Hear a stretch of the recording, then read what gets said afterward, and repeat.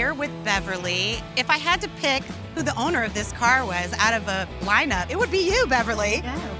This screams you.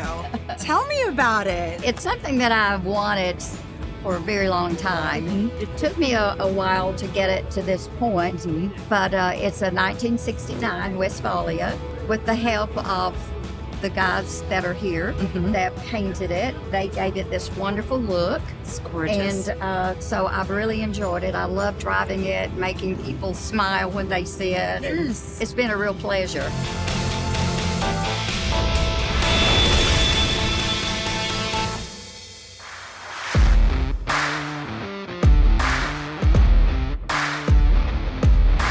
Hi guys, we are here with Jeff and Evangeline, Alice's mistress.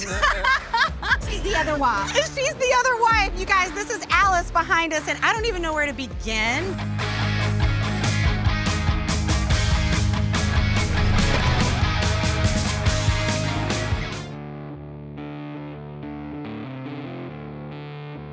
Finally getting over to the showstopper here today because Joel, you've made my job pretty difficult today because I've been trying to interview and all I hear is this thing.